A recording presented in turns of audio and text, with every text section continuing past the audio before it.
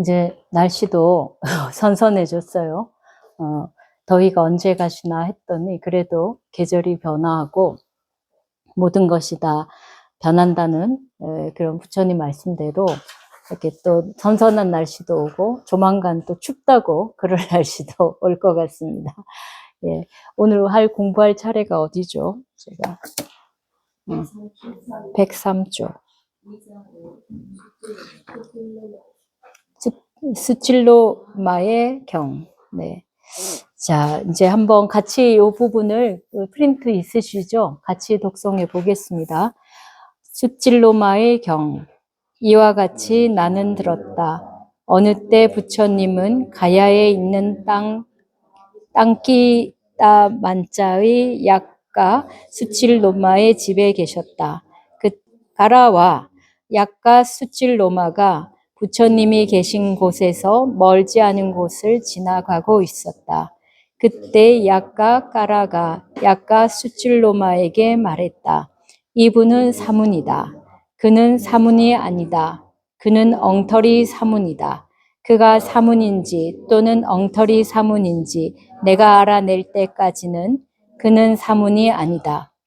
그래서 약가 수칠로마는 부처님이 계신 곳으로 다가갔다. 다가서서는 몸을 부처님께 구부렸다. 그래서 부처님은 몸을 피하셨다. 그대는 나를 두려워하는군요, 사문이여. 나는 그대를 두려워하지 않는다, 친구여. 그러나 그대의 부딪힘은 좋지 않다. 사문이여, 그대에게 질문을 하겠습니다. 만일 나에게 대답을 하지 못한다면 그대의 마음을 어지럽히거나 또는 그대의 심장을 부수거나 또는 두 발을 잡아 겐지스강 너머로 던지겠소. 친구여, 대와, 마라, 브라흐마를 포함한 세계에서 사문과 브라흐민, 신들과 인간을 포함한 존재들 가운데 나의 마음을 어지럽히거나 또는 심장을 부수거나 또는 두 발을 잡아 겐지스강 너머로 던질 수 있는 자를 나는 보지 못했다. 그러나 친구여, 그대가 원하는 것을 묻거라.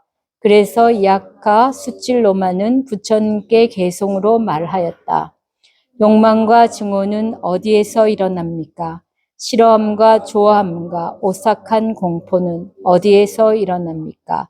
마치 어린아이들이 잡았던 까마귀를 놓아주듯이 풀려난 마음의 생각들은 어디에서 일어납니까? 욕망과 증오는 자기 자신에게서 일어난다.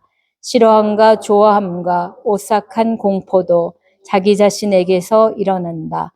마치 어린아이들이 잡았던 까마귀를 놓아주듯이 마음의 생각들도 자기 자신에게서 일어난다. 벵골 보리수의 등치에서 싹이 생겨 뻗어나간 것처럼 이런 경향들은 애정에서 생기고 자기 자신에게서 일어난다. 숲에서 뻗어나간 말루와 덩굴처럼 사람들은 감각적 쾌락에 얽매여 있다. 어디에서 생겨나는지를 아는 사람들은 그것을 제거한다. 약하여 듣거라. 그들은 다시 태어나지 않기 위하여 전에 건넌 적이 없는 건너기 어려운 이 홍수를 건넌다. 예, 이번 경은 쉽지 않죠. 어떻게 보면 간단한 것 같은데 대단히 어려운 이야기인 것 같습니다. 일단은 이제 그 두 사람의 이제 이 사람들은 이제 천상의 존재들인데 그들이 부처님에 대해서 진정한 사문이 아니다. 엉터리라는 건 사입이라는 뜻입니다. 가짜다 이런 뜻이에요. 요즘 가짜 종교인들이 많죠. 그죠? 우리 사회가 사실은 이제 뭐 굉장히 4차 산업이다 이래서 모든 것이 합리적으로 진행되고 사람들의 지성도 더 높아지고 이렇게 보이는데 의외로 상당히 많은 사람이 사이비 종교라고 소위 말하는 그런 종교에 빠지는 일이 많습니다. 왜 그럴까요? 왜 그럴까요? 그 이유가 이제 한 가지를 본다면 이제 예전에는 우리들을 받쳐주던 사람들이 주변에 많이 있었어요. 가족이 있고 또 마을이 있고 이렇게 공동체들이 우리를 보호해주기도 하고 받쳐주기도 하고 또 사실은 이제 그것이 이제 회사나 뭐 내가 속한 조직체도 나의 일부였어요. 그죠? 사람들은 내가 누군가를 말할 때 보통은 나의 이제 집안, 나의 집안은 어떤 집안이다, 뭐 박씨 가문이다, 김씨 가문이다, 뭐 이런 것도 과거에는 굉장히 중요한 자신의 정체성을 구성했습니다. 그리고 이제 근대 시대가 오면서는 회사가 자기가 속한 어떤 단체가 그 사람의 정체성을 말해줬어요. 그죠? 그래서 사람들은 그냥 그 회사에서 시킨 대로 일하고 그 회사가 가는 방향이 자기 삶의 방향이었어요. 근데 지금은 어떻습니까? 학교도 굉장히 유동적이고 회사도 유동적이죠. 그죠? 아직까지는 그래도 고용되어 있는 사람들이 많지만 점점 더 이제 프리랜서의 시대로 이제 전환이 되고 있고 이제 거의 비정규직이 거의 일상화되다시피 할 거예요. 다시 말해서 비정규직이라고 해서 불안정한 의미도 있지만 한편에서는 개개인이 자기가 자기의 삶과 삶의 방식을 결정하는 시대가 됐다고 볼 수 있습니다. 오늘 이야기가 좀 멀리 가는데 일단 그렇게 진행을 해볼게요. 그래서 이제는 모두가 자기 삶을 경영해야 돼요. 그죠? 요즘은 뭐 크리에이터 이런 표현들을 쓰는데 사실은 제가 이제 유튜브를 보다 보면 그런 경우가 많아요. 처음에 이제 약간의 콘텐츠가 있어서 시작을 했어요. 나름으로. 남들보다 다른 이야기를 할 수 있을 것 같아서.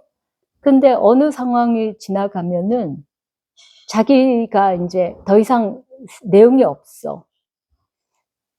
그러면 어떻게 돼? 이거를 가동하기 위해서 더 많은 노력을 해야 되는 거예요. 안 그러면 거기서 끝나버려요. 그동안에 이제 수익이나 이런 것이 창출되는 구조가 한순간에 끝나버리는 거예요.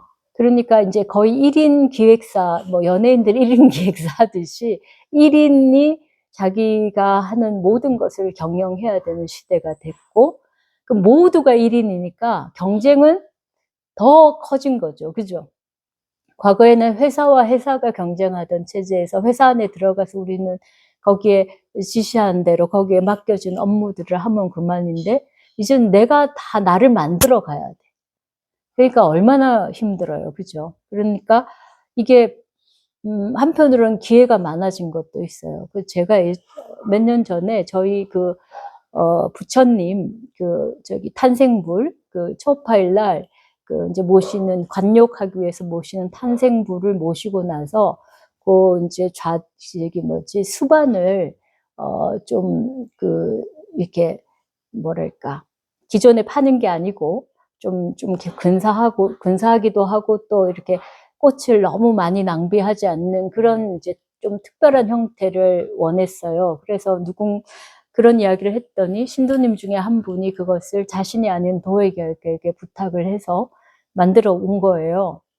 그런데 이분이 말씀이 그런 거예요. 예전에는 자기가 그런 어떤 도자기를 만들어서 판매를 하려고 하면 도예가 협회라든지 무슨 그런 곳에 거기에 출품을 해서 거기서 이제 사람들이 와서 사가는데 그러면 이제 거기 단체에 소속되거나 소속되어도 거기에 단체의 중요한 그룹들의 사람들하고 서로 연이 닿아야만 이제 그런 기회가 주어졌다는 거예요. 그러니까 자기가 작품을 아무리 많이 만들어도 팔로우를 개척하기가 힘들었는데 요즘은 인스타그램에 올리면 된다는 거예요. 그럼 그걸 보고 사람들이 와가지고 자기가 마음에 들면 와서 사간다는 거죠. 근데 그게 한국에서만 끝나는 게 아니고 전 세계에서 그렇게 이제 온다는 거죠. 그러니까 어떻게 보면 기회가 굉장히 넓어진 거예요. 근데 달리 또 보면 전 세계 사람을 대상으로 해서 경쟁을 하는 것이기도 해요. 그러니까 내가 끊임없이 자기를 재생산하지 않으면 살아가기 힘든 시대가 됐습니다.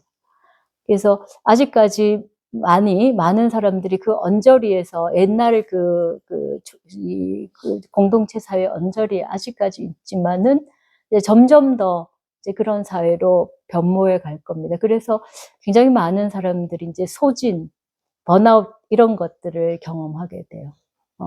그래서 아이디어도 고갈되고 체력도 고갈되고 그래서 스스로 이제 멈춰버리는 사태가 옵니다. 이렇게 이제 경쟁이 격화되고 심지어는 스스로 자신의 과거를 상대로 해서 경쟁을 해야 되고 이런 상태가 되니까 굉장히 불안정한 사회가 되었어요. 이럴 때 뭐가 사람들의 마음을 사로잡느냐? 바로 이제 운이라는 거죠. 사이비 교주가 이제 득세를 할 수 있는 환경이 마련됩니다. 모두가 불안정하고 안정된 어떤 프로세스가 없고 모두에게 다 이제 경쟁하는 상황이 되니까 뭔가 지켜줄 수 있고 기댈 수 있는 것이 필요한 거예요. 그래서 최근에 종교가 어떻게 보면은 기존 종교보다도 기존 종교의 이제 신도 수는 많이 줄었지만 반대로 이 군소 소위 사입이라 말하면 좀 뭐랄까 이게 말이 조심스러워야 되는데 아무튼 그런 종교 집단이 굉장히 많아졌다고 해요. 그래서 제가 아는 종교학자는 그걸 굉장히 우려하고 있어요. 그래서 탈종교가 아니라 기존 종교가 적당한 역할을 못하니까 그래서 이제 다른 종교들이 사람들의 마음을 현혹시키는 일들이 많고 그게 사회적 병리가 되고 있다 이런 말들을 합니다. 그래서 여러분들이 정말 이제 좋은 그 종교 지도자를 만나는 거는 굉장히 중요합니다. 여러분들의 어떤 삶의 근거를 완전히 바꿀 수 있는 존재들이기 때문에 그렇습니다. 그래서 우리가 멸정한 정신으로 들어보면 정말 말이 안 되는 소리인데 그 속에 속한 사람들은 그 말이 진짜라고 믿는 거예요. 그리고 다른 말은 전혀 이제 들리지 않고 그리고 그 말을 옹호하는 말들만 받아들이죠. 그죠? 그래서 최근에 여러분들이 아마 매스컴을 통해서 봤겠지만 그 여러 가지 청탁을 하고 뭐 이런 이제 일을 해갖고 이렇게 검찰에 출두했던 분이 내가 참 어머니라고 검찰 앞에서도 그렇게 이제 좀 설법을 했다는 이야기, 어처구니 없는 이야기가 있어요. 그래서 이제 그럴 정도로 이 진실한 수행자와 가짜 수행자를 가리는 일은 굉장히 중요해요. 근데 여러분들의 삶을 제대로 가려면은 종교 지도자를 제대로 만나고 바른 방향에서 삶을 끌어주는 그런 그 분들을 만나는 게 필요합니다. 근데 이제 그분의 말씀이 진실인지 아닌지 사실은 그 판단을 잘 해야 돼요. 그런데 내가 모두 다 해결해 주겠다는 사람은 거의 대부분 가짜입니다. 예. 그 다음에, 또 본다면, 돈에 대한 거를 굉장히, 돈에 대한 거를 많이 이야기하고, 돈에 대한 어떤 탐욕이 보이는 사람도 거의 대부분 가짜입니다. 그냥 다 가짜라고 보면 됩니다. 그 다음에, 이제, 그 성적인 문제가 있는 사람. 비록 뭐, 결혼이 허용되는 종교라 할지라도, 여러 가지 그런 성추문이 있는 사람. 그런 사람들은 그가 아무리 대단한 위력을 가지고 있고 신통력을 가지고 있어도 이건 다 문제가 있습니다. 그래서 적어도 한 요 세 가지 정도의 기준을 가지고 있으면은 이건 아니다. 여러분들이 판단할 수 있어요. 근데 여기서 이제 부처님께서 여기서 이야기하는 말씀은 이제 더 중요한 이야기예요. 부처님이 왜 진실한 수행자인가라는 점을 말씀을 보여주는 대목인데, 자, 우리들이 이제 정말 힘들어하는 게 뭐냐면, 욕망과 증오예요. 그죠? 뭔가 하고 싶은데 안 되는 거. 그다음 안 하고 싶은데 안 할 수 없고, 보고 싶지 않은데 보지 않을 수 없고, 그럴 때 이제 우리가 증오의 마음, 미움의 마음이 생기잖아요. 그죠? 근데 이게 마음대로 안 돼요. 그쵸?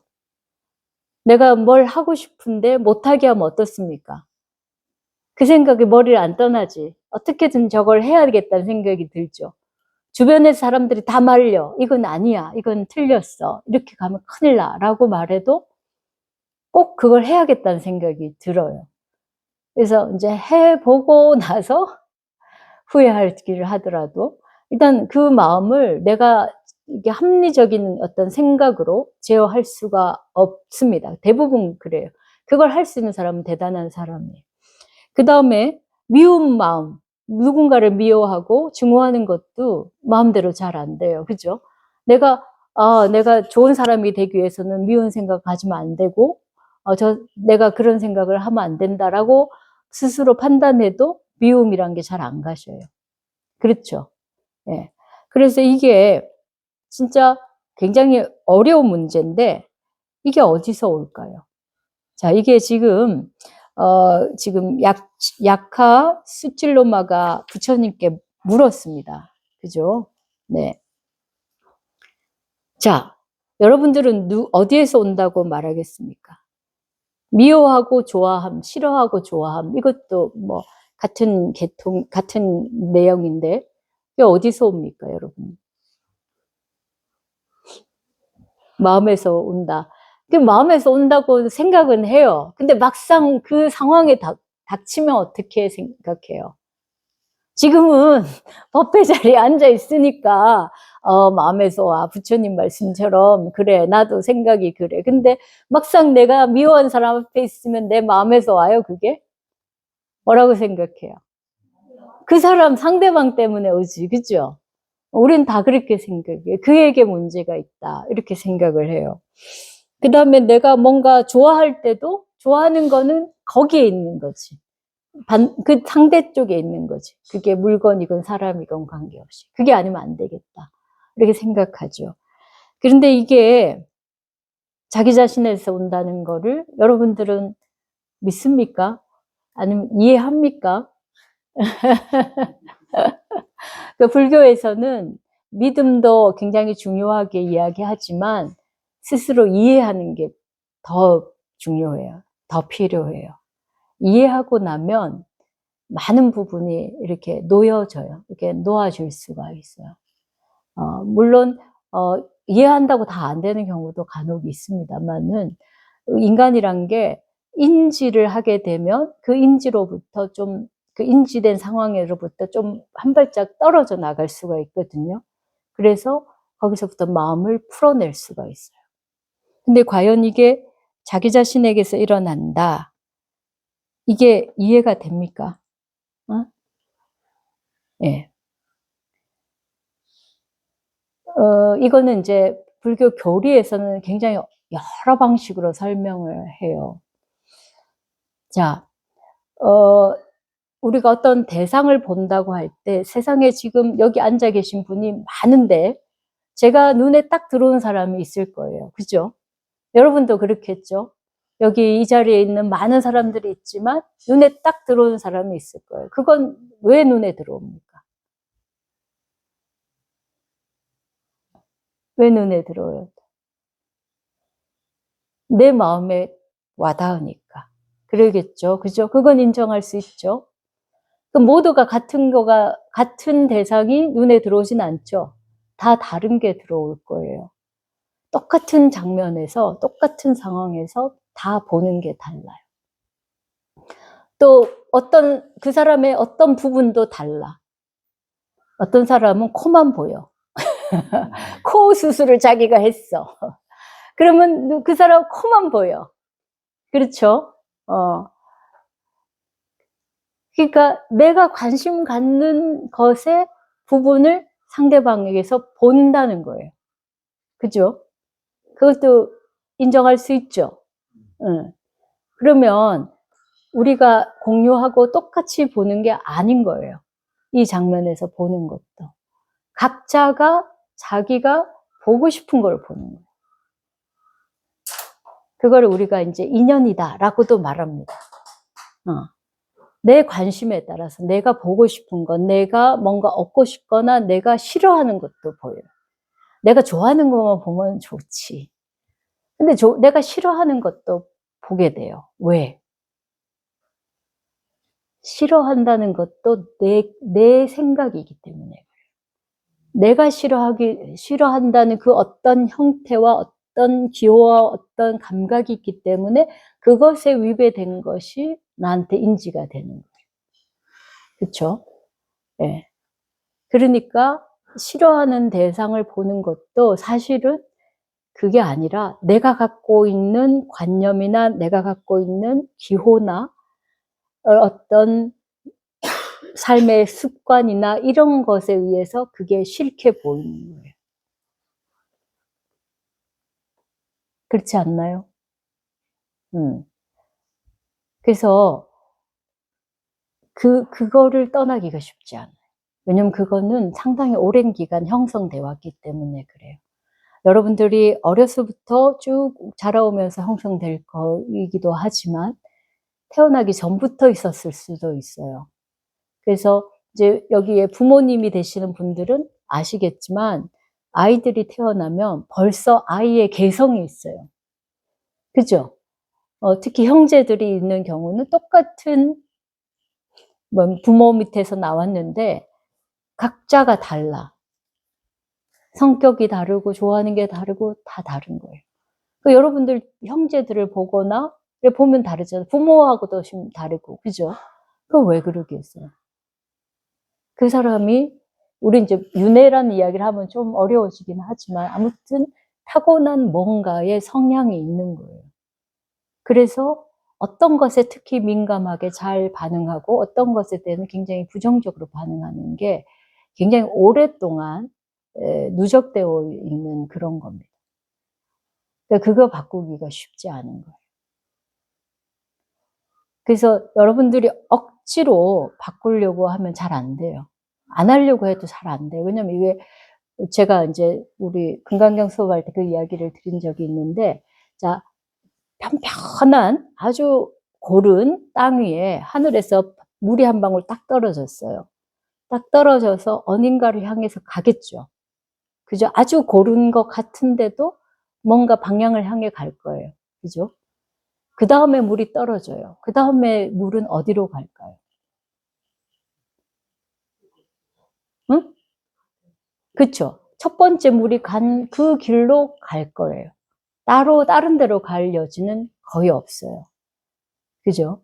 그러면 그게 계속해서 그게 모이면 뭐가 됩니까? 한 방향으로 흐르는 물이 모이면. 그게 시냇물이 되는 거예요.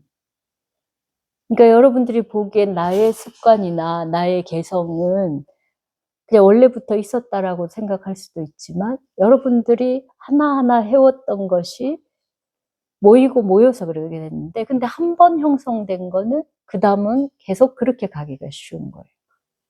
그러니까 어떤 것이 내가 좋지 않아 라고 마음을 먹으면 그 다음에는 싫어. 그 다음에 정말 싫어. 이렇게 되기가 쉬운 거예요. 이렇게 마음에서 이렇게 자리 잡은 이것을 내가 어느 날 이거 아니야 이렇게 생각하지 말아야 돼라고 마음 먹는다고 달라지지가 않아요. 잘 안 돼요. 그러면 어떻게 하면 좋을까요? 이게 안 돼.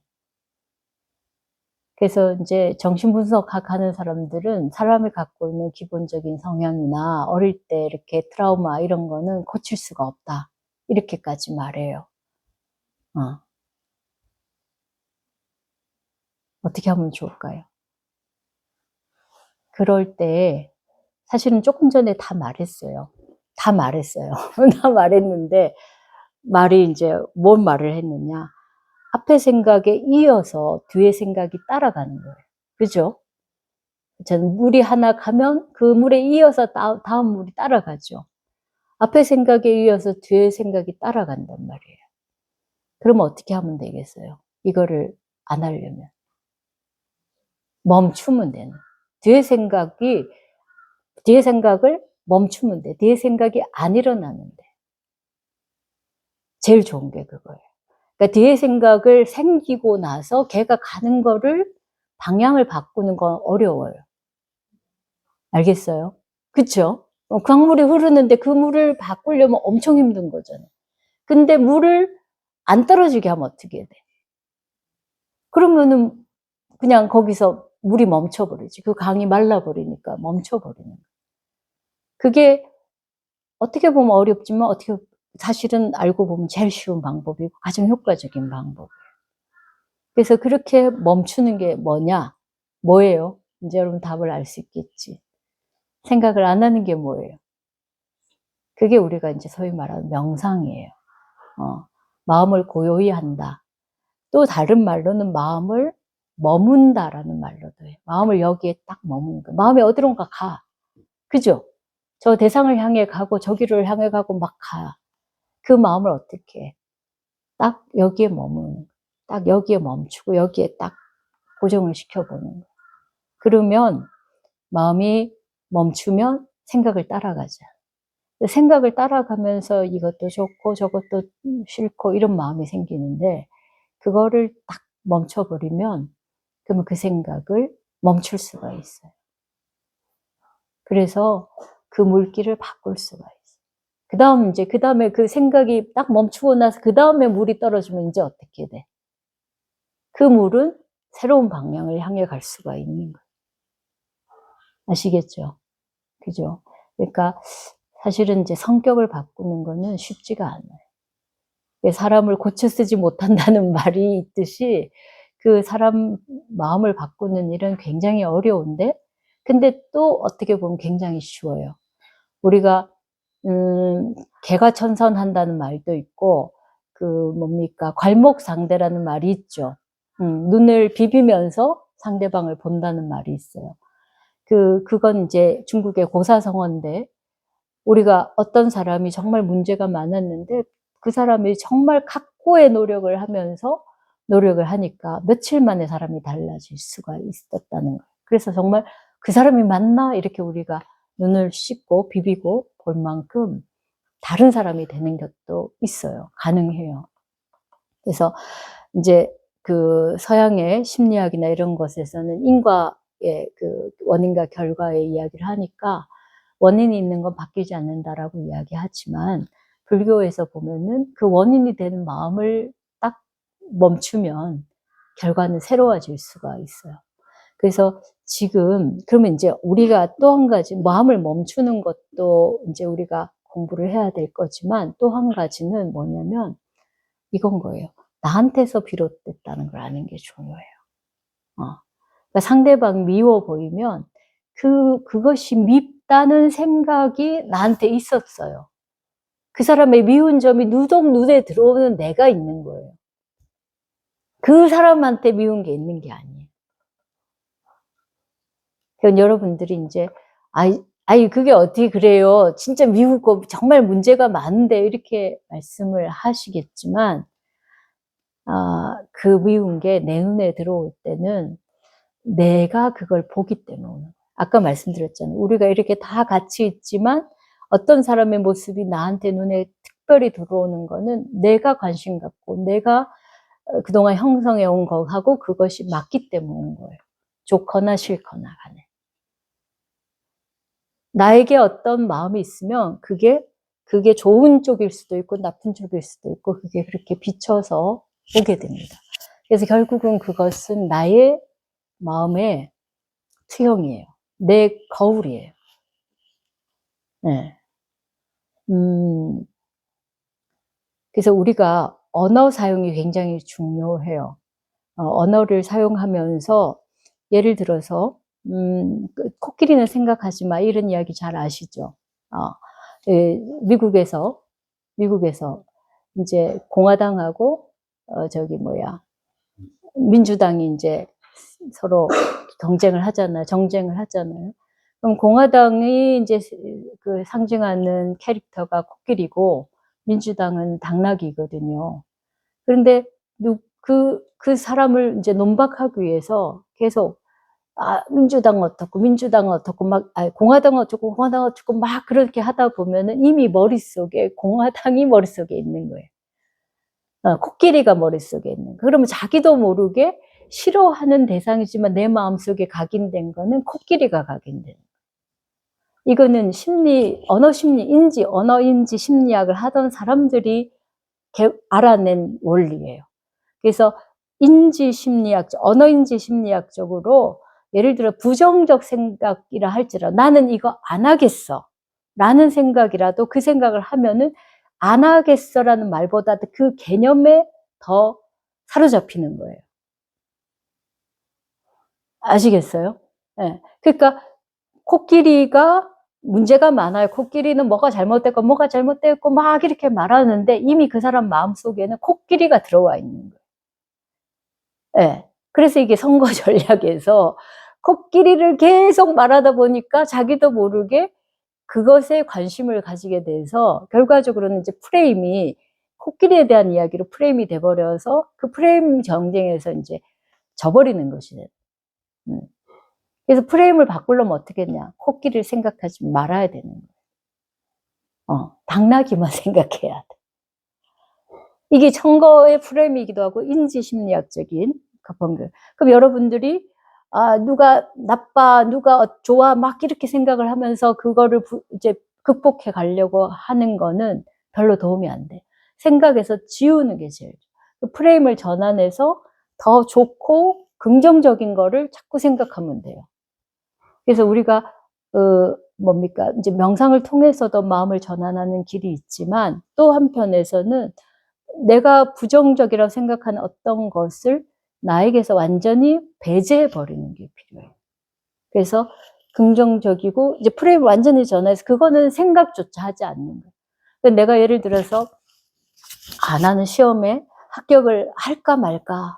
그 시험은 안 될 것 같은데 나는 뭐가 부족한데 안 될 것 같은데 하는 생각이 머릿속에 있으면 내려고 해도 자꾸 그 부정적인 생각이 머리를 사로잡고 마음을 사로잡고 그래서 결국 안 되는 쪽으로 가는 거예요. 그럼 어떻게 해야 되냐? 생각하지 말고 내가 잘할 수 있고 잘 되는 쪽으로 생각을 하는 거예요. 네. 그럼 내가 어떤 사람이 정말 밉다. 그럼 그 사람하고 어떻게 잘해볼까라는 생각을 하기보다는 그 사람 어떻게 사람을 만들까 생각하기보다는 내가 좋아하는 것들, 내가 좋아하는 사람, 내가 잘할 수 있는 어떤 것으로 마음을 자꾸 쏟으면 돼요. 그러다 보면 이 사람이 마음에 지워져. 그러면 세월이 흐른 뒤에 어느 정도 시간이 흐른 뒤에 다시 보면은 그 모습이 그 사람에게서 안 보이게 돼요. 내가 달라져 있기 때문에. 네. 그래서 코끼리를 생각하지 말라는 거는 믿고 좋은 걸 생각하지 말라는 이야기예요. 그거를 딱 버리고 나서 내가 마음을 쏟다 보면은 그게 달라져 버려요. 그래서 이거는 지금 여기서 부처님께서도 이 말씀을 하는데, 선에서 아주 최고의 문서라고 말하는 신신명이라는 글이 있어요. 그게 이제 뭡니까? 신신명 맞죠? 그 단막 중에, 미워하고 좋아하는 것만 끊으면 된다. 지극한도는 어렵지 않은데, 미워하고 좋아하는 것만 끊으면 된다. 근데 쉽지 않죠, 그죠? 그리고 어떻게 보면 너무 쉬울 수도 있어. 너무 쉬울 수도 있는데 사실 우리 마음은 두 갈래로 갈라져 있어요. 좋다, 싫다. 그래서 그 마음을 그 생각으로부터 완전히 벗어나 버리고 다른 생각으로 프레임을 전환하면 돼요. 네. 그러니까 이제 그 중에 하나가 뭐냐? 생각을 끊는 거예요. 끊고 오로지 지금의 상태에 머물러 보는 거예요. 내 마음의 지금의 상태에 생각을 따라가지 말고 지금의 상태에 머물러서 그 속에서 자신을 바라보면 돼요. 그러면 막상 그렇게 바라보면 달라져요. 그리고 삶에 있어서는 내가 부정적인 에너지를 자꾸 만들어낼 필요가 없어요. 뭐냐? 긍정적 에너지를 쏟을 수 있고 긍정적인 일을 하는 것으로 내 시간과 에너지를 쓰면 돼요. 최근에 저도 이제 좀 여러 가지 복잡한 사찰 일로 그랬는데, 이제 지금 결과는 조금 다르게 됐지만, 제가 이제 어떤 상황, 결정을 해야 됐을 때 이런 생각을 했어요. 제가 정말 그 어떤 이 상황의 진실함과 진정성을 이해하지 못하는 사람을 놓고 그것을 설득하고 이해시키고 우리가 원하는 방향으로 끌고 가는 게 너무 많은 에너지가 든다.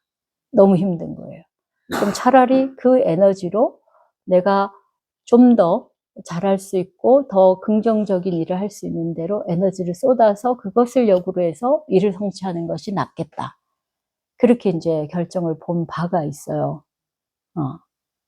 제가 근데 이제 그게 조금 상황이 바뀌어가지고 좀 달라지긴 했는데, 제가 좀 말이 좀 이게 여러 사람을 얽힌 일이어서 이렇게 이렇게 말씀을 못 드리지만, 그러니까 안 되는 일을 놓고 막 씨름할 필요가 없단 말이에요. 나한테 전혀 이해해 주려고 하지 않은 사람을 놓고 그 사람을 이해시키려고 할 필요가 없어요. 여러분들 그러죠? 아, 나를 싫어하는 사람, 그 사람이 아니라고, 나는 그런 사람 아니라고 막 설명해줘요. 그게 됩니까? 안 돼.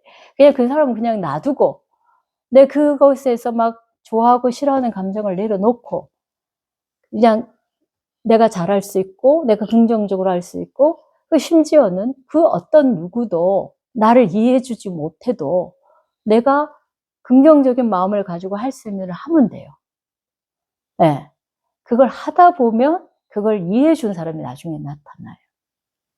근데 그걸 이해해 주지 못하는 또는 부정적으로 보는 사람들한테 그걸 막 설명하면서 내가 맞다고 말할 필요가 없어요. 그래서 지금 제가 이제 조금 더 많은 이야기를 하긴 했지만, 마음으로부터 이게 비롯됐다는 게 사실은 너무 간단하지만 어려운 이야기예요. 근데 여기서 또 한 가지는, 그래서 어디서 생겨난지를 알면 원인을 알아야 제거할 수 있잖아요. 그죠? 상대방에게 있다고 생각하면 제거가 안 돼. 문제 해결이 안 돼요.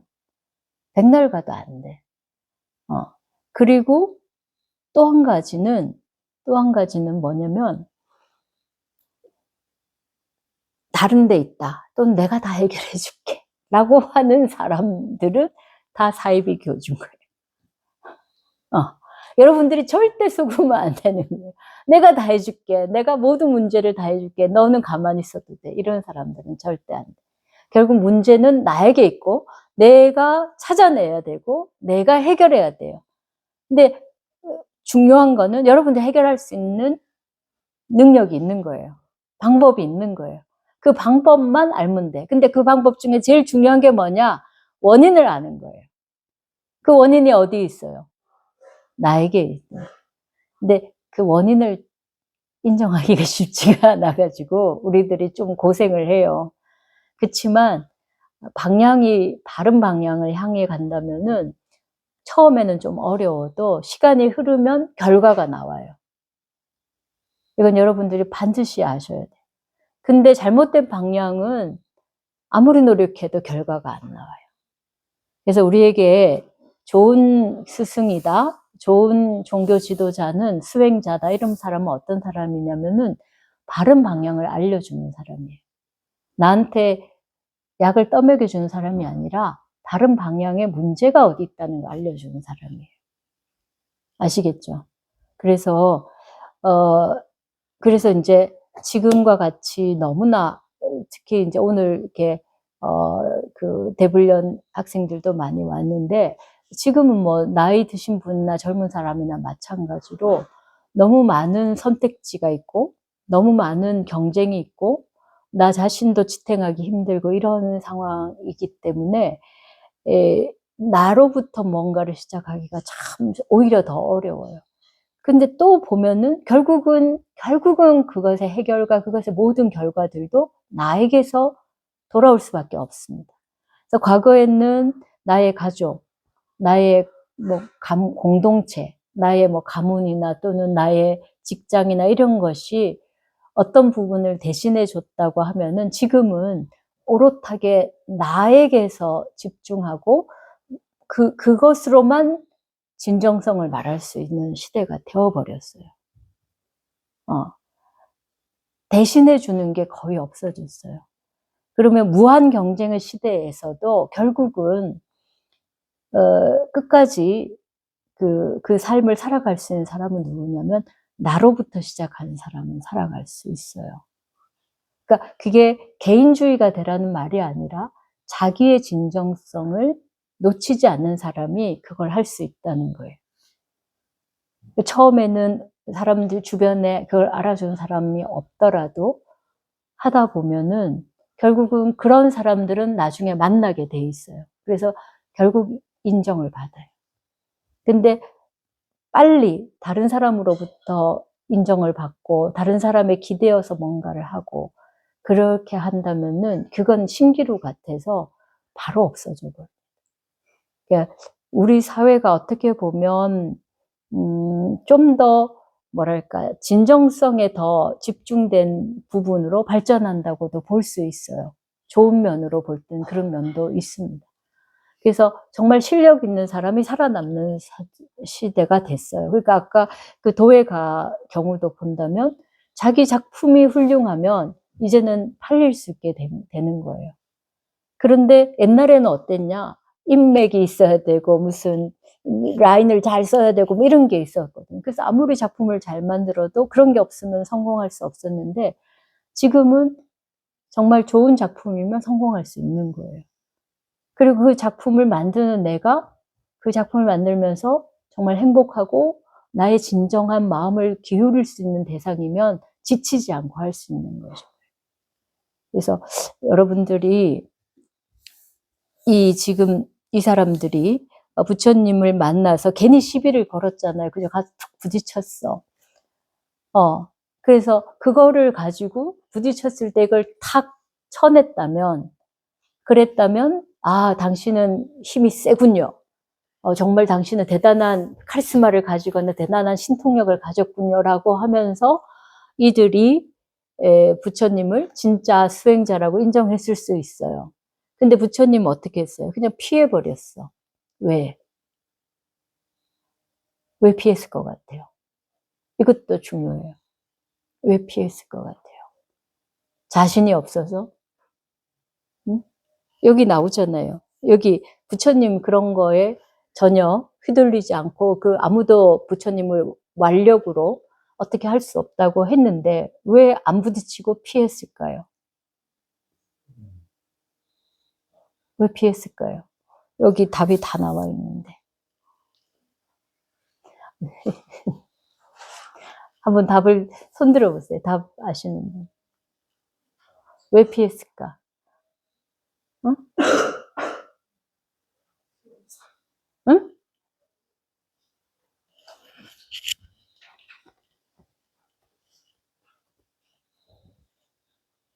왜 피했을까요? 응? 자, 내가 지적을 해볼까요? 지명을 해가지고, 우리 저기 앞에 있는 친구 해보죠. 왜 그랬을까요? 응. 싫어서. 그럴까? 부딪히는 게 싫어서. 약간은 접근했어요. 왜 부딪히는 게 싫었을까?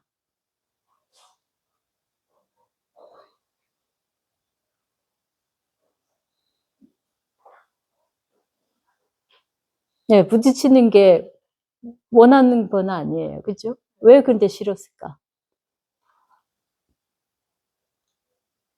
왜 싫었을까요, 여러분? 우리 김기철 선생님, 왜 싫었을까요? 이제 맨날 질문, 건강경 공부할 때 맨날 본인이 이제 이게 호명을 했는데, 오늘은 호명을 당했습니다. 이 사람이 네. 자기 생각으로 네. 기승전결을 다 깔고 부처님한테 시비를 거는 거야. 이 장단에 내가 놀아도 필요 네. 그러니까 물론 이제 그런데 이제 사실은 시비를 건 사람은 이 사람이고, 그죠? 이 누구야? 수칠로마인데, 그 시비의 마음은 이 사람한테 있었던 거예요. 수칠로마한테 있어. 부처님은 시비의 마음이 없었어. 없으니까 그 부딪힐 필요가 없는 거예요. 근데 대부분은 이제 여기서 걸어오면 내가 걸림을 당해. 걸림을 당한 거 왜 걸림을 당해요? 내 속에 시비의 마음이 있어서. 저 녀석 잘못했네, 저 녀석 틀렸네, 저 녀석 나한테 시비 거네, 시비 거는 건 잘못된 거야 라는 시비의 마음이 있기 때문에 거기에 부딪히고, 부처님이 이제 더 강력한 힘을 가지니까 다 제압할 수 있지만 결국 그것도 시비에 말려드는 일이 되는 거예요. 그리고 자기 속에 시비의 마음이 있는 건 거예요. 그 시비의 마음이 없는 사람은 어떻게 행동한다? 그냥 피한다. 피하는 게 힘이 없어서가 아닌 거예요. 그런 마음이 없기 때문에 아예 시비 자체가 마음속에 일어나지 않기 때문에 싫고 좋음이 아예 마음에 없기 때문에 피하는 거예요. 다 행동에서 부처님은 말씀만이 아니고 행동에서 그것을 보여줬어요. 이 경전은 그렇게 다 답까지 다 나와 있어요. 여러분들한테 어떤 행위를 해야 될지를 가르쳐주고 있어요. 네. 어떻게 보면 부처님 뭐 힘이 없어서 상대방은 그래. 아니 뭐 힘이 없으니까 날 피했겠지 이렇게 생각하는데 그게 아닌 거예요. 아예 그 마음이 없기 때문에 굳이 이길 필요도 없는 거예요. 알겠죠? 예. 네. 그래서 이건 조금 다른 이야기지만 싸움에서 최고의 방법은 36개입니다. 선자병법에 나오는 거예요. 안 싸우는 게 최고인 거예요. 달리 말하면. 네.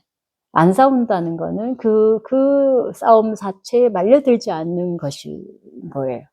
그 마음에서 완전히 떠나면 말려들지 않는 거예요.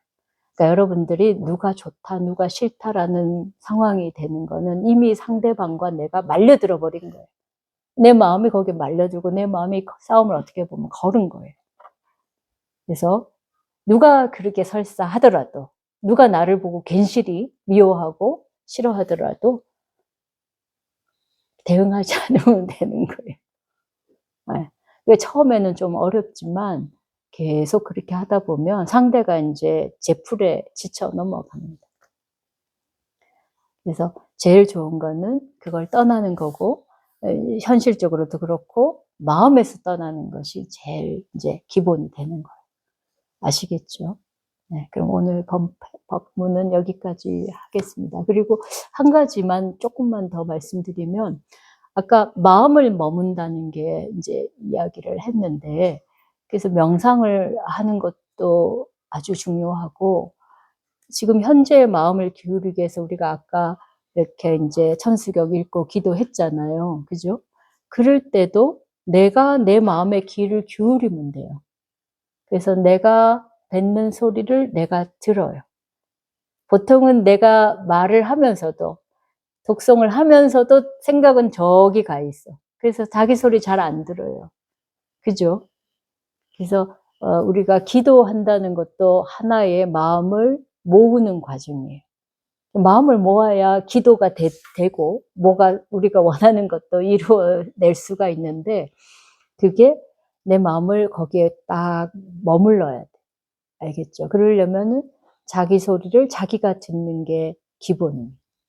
그래서 앞으로 이제 뭐 관세음보살님을 정근하든 뭐 지장보살님 정근하든 그런 기도의 시간이 오면은 또 천수경을 읽을 때도 자기가 하는 소리를 자기가 들어야 돼요. 그러면 그때 의식이 달라져요. 굉장히 맑고 또렷하고 정신이 바짝 딱 차려진 상태로 들어갑니다. 우리는 딴 생각을 할 때는 정신이 놓아진 상태, 그죠? 멍청한 상태, 정신 팔린 상태. 그게 심하면 어떻게 돼? 정신이 나가게 돼. 정신 나간 사람이 되면 안 되는 거예요. 정신이 자기 집을 나가버리면 안 되죠. 근데 우리는 가끔씩 나가요. 그죠? 가끔씩 나가지 말고 정신을 딱 차리고 항상 내 집에, 내 마음에 내가 머물러 있으면 돼요. 그러면 여기에 휩쓸리지도 않고 저기에 휩쓸리지도 않게 됩니다. 예, 오늘 여기까지 하겠습니다.